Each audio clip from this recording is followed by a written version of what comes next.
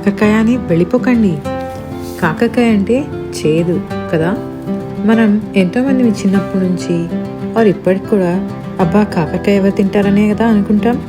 అయితే మీకు ఇవాళ అస్సలు చేదు లేకుండా కాకరకాయ ఎలా చేసుకోవచ్చో చూపించేస్తాను, చూసేయండి. మరి దీనికి నేను మొదటిగా ఒక 6 కాకరకాయలు మీడియం సైజువి తీసుకున్నాను అండ్ ఒక మీడియం సైజ్ ఉల్లిపాయ కూడా తీసుకున్నాను. దాన్ని ఇక్కడ మీకు చూపించినట్టుగా పొడుగుగా కాకరకాయనైతే కట్ చేసుకొని పెట్టుకున్నాను. అవునండోయ్, ఒక 4 నుంచి 5 మిరపకాయలు కూడా తీసుకుని వాటిని అడ్డంగా ఇలా కట్ చేసుకుని పెట్టుకున్నాను. ఇవన్నీ ఇలా కట్ చేసి పెట్టేసుకున్న తర్వాత మనము ఇంకో పక్క స్టవ్ మీద ఒక కడాయి పెట్టుకొని ఆ కడాయి బాగా వేడెక్కాక అందులో నేను ఇలా ఒక 2 టేబుల్ స్పూన్ల నూనె అయితే వేసేసుకున్నాను. ఈ నూనె కూడా కాస్త వేడెక్కాలండి.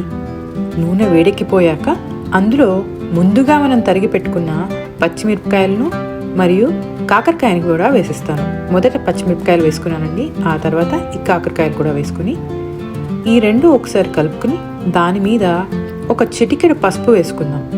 ఇవి వేయించేటప్పుడే పసుపు వేసుకుంటే అందులో క్రిమికీటకాలు లాంటివి కూడా పోతాయి.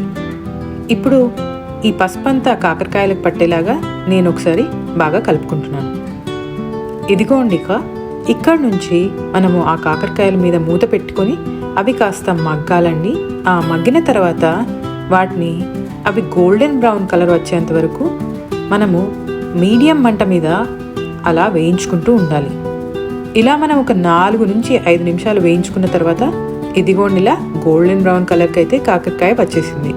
చూసారు కదా, ఇది ఇంకా దగ్గర పడాలని అనిపించింది, అందుకని నేను ఇంకొక 2 నిమిషాలు అయితే దీన్ని వేయించేసుకున్నాను. ఇప్పుడు ఆ కాకరకాయని ఒక పక్క కనుక్కుని అందులో ఒక టేబుల్ స్పూన్ నూనె ఇలా వేసేసుకున్నాను. ఆ నూనెలోకి నేను జీలకర్ర, ఆవాలు, ఆ తర్వాత కరివేపాకు కాస్త, అలాగే తరిగి పెట్టుకున్న ఉల్లిపాయల ముక్కలు కూడా వేసేస్తున్నాను. ఈ ఉల్లిపాయలు, కరివేపాకు ఇవన్నీ కూడా కాకరకాయ వేయించుకున్న తర్వాతే వేయాలండి. దాంతోపాటు నేను ఒక చిన్న టీ స్పూన్ అల్లం వెల్లుల్లి ముద్ద కూడా వేసేసాను. ఇప్పుడు వీటన్నిటినీ ఆ కాకరకాయలోకి బాగా కలపాలి. ఈ ఉల్లిపాయల స్టెప్ మాత్రం ఇప్పుడే వేయాలండి, ముందు కాదు. ఆ ఉల్లిపాయలు కాస్త ట్రాన్స్లూసెంట్ అయ్యే వరకు ఇలా వేయించుకొని ఆ తర్వాత నేను వీటన్నిటి మీద మూత పెట్టుకొని ఒక 2-3 నిమిషాలు కుక్ అయ్యాక మళ్ళీ ఒకసారి తీసుకొని ఇలా కలుపుకొని మూత పెట్టి ఇప్పుడు మాత్రం 4-5 నిమిషాలు కుక్ అవ్వనివ్వాలండి. ఇప్పుడు చూసారు కదా, ఇదంతా ఇలా దగ్గర పడేసింది. ఈ దగ్గర పడ్డ తర్వాత నేను మళ్ళీ ఒక 2 నిమిషాలు మూత పెట్టుకొని కుక్ చేసుకున్నాను.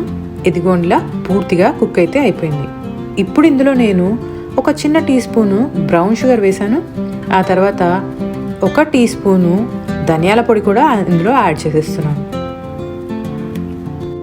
ఇప్పుడు ఆ పొడులన్నీ వేసేసుకుని దాన్ని ఇలా బాగా కాకరకాయలకు పట్టేలాగా ఒకసారి కలిపేసుకుంటున్నాను. ఇందులో ఒక టీ స్పూను నర ఉప్పు కూడా వేసుకుని అది మొత్తం బాగా కలిసిపోయేలాగా కలుపుకోవాలండి. ఇప్పుడు మరో 2 నిమిషాలు నేను ఇలా మూత పెట్టుకుని దాన్ని దగ్గర పడేలా కుక్ చేసుకున్నాను. అంతే, అస్సలు చేదు లేని కమ్మటి కాకరకాయ కర్రీ ఇలా రెడీ అయిపోయిందండి. ఇది మీరు ఒకసారి ఇంట్లో కూడా ట్రై చేసి మీకు ఎలా వచ్చిందో అయితే నాకు చెప్పండి. ఇలాంటి మరిన్ని వీడియోలతో మీ ముందుకు వస్తాము. అంతవరకు సెలవు.